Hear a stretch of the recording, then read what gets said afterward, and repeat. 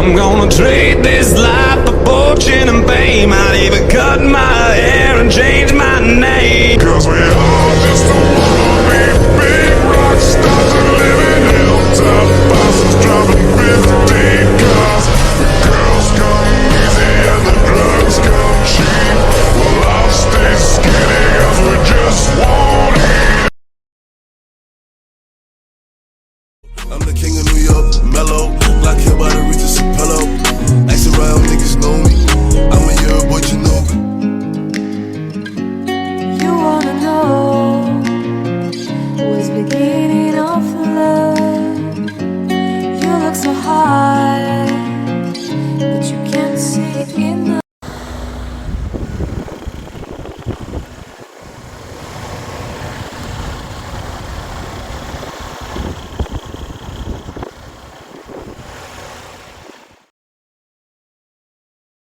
What's good, y'all? Y'all know who it is, man. It's your favorite trucker. I'm back, man, reporting live from the gridiron, from the land of the black Sasquatchisness. I want to share something with y'all because it really grounded my gears today, man. I know I'm not the only one that possibly thinks like this, but why is it when the aficionados predict bad weather, it's always the individuals on the roadway that can't handle the bad weather becoming that hazard that's creating chaos on the roadways? Because when it's bad weather, it's always more individuals on the roadways when it's bad weather than it is when it's sunny outside. I just don't understand it. Somebody explain it. But if you can't, it's all good because a trucker's got to do what a trucker's got to do. Safety and be on time. You know what I'm talking about? So I'm going to get you to enjoy this 30-minute break, man. I just wanted to share that with y'all real quick, man. And y'all stay bundled up out there. Stay safe and stay prayerful until the next episode.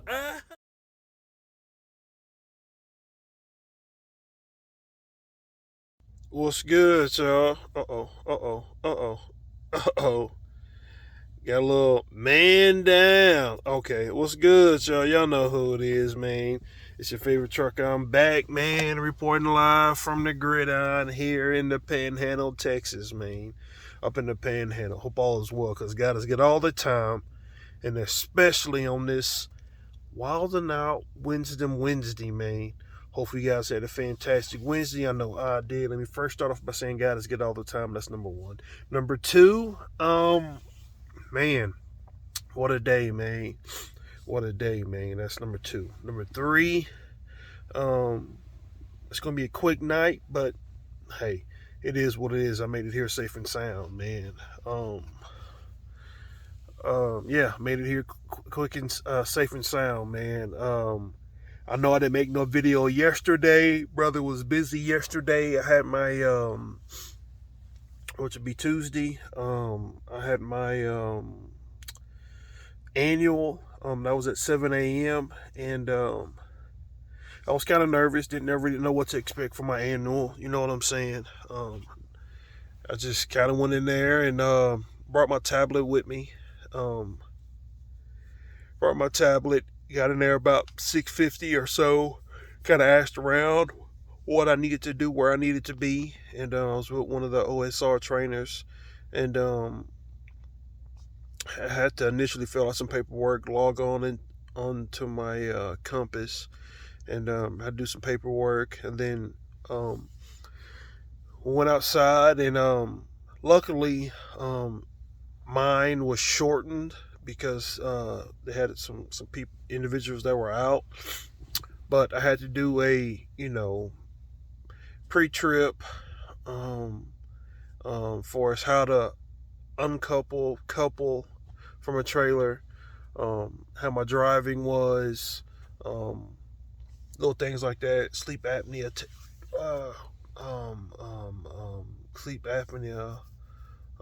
questionnaire, some other guidelines. For your first one, you got to do it in person. Then from there on out, if you're still there after the year, each year is kind of from there. It's like email or whatever the case may be. But we did the pre-trip. It was short because I didn't have a trailer, a bobtail, so it was a quick pre-trip, very quick, and since I didn't have a trailer, we had to go find a trailer in the yard. Found one, but couldn't hook up to it. Then had to find another one, hooked up to it, and had to remember the smart way of how Snyder wants us to do it. As you've been on the road, you're out there by yourself and you've been on the road as long as I have. You don't take shortcuts, but you tend to have a routine how you do things. You know what I'm saying? You tend to have a routine how you do things, and to get corrected once or twice, it's okay. Like I said, still just only got a year under my belt, so I don't know everything, and which was cool, because I still passed. Because, like I said, like I was telling myself before it, I said if I wasn't doing a good job, I would have been fired a long time ago. You know what I'm saying? And it was evident from the review. You know what I'm saying? The annual review. Like I said, went well, went good. It lasted longer than I expected it to last. It would have lasted longer, but it was shortened, but it was still long. It was probably almost 2 hours per se, if not longer. But like I say, all in all, it was good, man. Oh, I had to close that. It was cold. It was good. Then after that, kind of ate breakfast and kind of went home. I had my endodontist appointment at 4:30, and did that, and then kind of went out and celebrated National Margarita Day. And got some rest. Got up this morning, and I headed out. My daily devotion, and headed out about 9:45, 10, and tried to beat some of the wintry storm mix that was coming in. Today, and go back to the OC. Got to my truck, pre-tripped it and stuff, and had to knock some ice off of it and stuff, and kind of got going after that, man. Went over to pick up. As I was on my way to pick up my trailer, man, just something about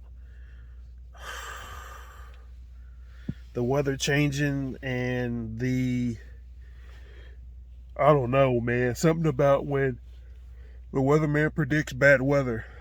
It's just all the people who can't drive just tend to get on the roadway, man, and become hazards. You know what I'm saying? Becomes hazardous. It's already ice and things on the road, and you're gonna make it more hazardous because you're not paying attention. You're not taking precaution for slowing down, trying to slam on your brakes at the last minute. It's not gonna work. You know what I'm saying? It's just I don't get it. I don't understand it, man. Probably never will. And it took me an hour. It usually takes me about 25 to 30 minutes to get to from the OC to the Mesquite location. It took me an hour to get there. An hour. And then once I get there, I'm talking to Mr. Vince, the yard guy, and he was telling me that Coca-Cola had sent them home for the day because the weather was going to be so bad. And I was like, boy, y'all got the best job in America, I swear. And they were talking about that. We're talking about tomorrow. I have to get up in the morning and call and see if I'll have my load for the San Antonio once I get done with this one here. But they may be closed because the weather's supposed to be worse tomorrow, per se. And we shall see. And so I picked it up, headed out, and I was like, because I told him, I said, if I can get out of the DFW area, I'll be okay. But since the weather's already here, I just know what I'm going to run into. And I ran into a buzzsaw of accidents and more accidents and type of more accidents, and driving 3 miles an hour. It took me 2 hours to get out of the DFW area. So I'm already 2.5 hours behind than I usually am. You know what I'm saying? So there was no way that I can make up time for it. But once I finally got out of the DFW area, things were looking a little bit better. You know what I'm saying? Weather-wise, pushed on and got going, man. Once I got closer, I got on 287, closer I got to Wichita Falls. Things kind of changed a little bit. What things changed a little bit towards the weather and how colder it got and things like that. And probably from Wichita Falls, probably to Quanah, Texas. That's when the real ice and snow and all types of stuff. No, I'll take that back. A little bit before Wichita Falls, I would say probably maybe around Henrietta. Probably around Henrietta or so. It was before Wichita Falls. And then where it was a couple inches of snow, freezing rain, the norm. And, did my best to stay focused and got through that challenging time period, I guess you could say. And the more I got out to more north I got, the better the roads looked. You know what I'm saying? And I had to take my 30-minute break in Claude, Texas. And I took my 30-minute break there. And then had to get some fuel here in Amarillo. And then now I'm laying down, man. I'm gonna try to give me a couple hours and get ready for the Coca-Cola man to knock on my door about 5:30, 5:45, and tell me get in the door 1, and let's just kind of go from there, man. Like I said, all in all, it was a really good day, man. Just blessed to make it up here. Blessed to continue to be doing what I'm doing. You know what I'm saying? Thankful that I have this job. You know what I'm saying? Because many out there that don't have a job, period. There's many out there that wish they could be doing their dream job, but they can't because of certain situations and stipulations and scenarios. A lot of factors. You know what I'm saying? A lot of different factors. I'm grateful for it. I'm appreciative of it, and I gotta continue to show that gratitude. You know what I'm saying? I am grateful. I am thankful. You know what I'm saying? To do what I'm doing. Really am. So I just kind of leave you with that, man.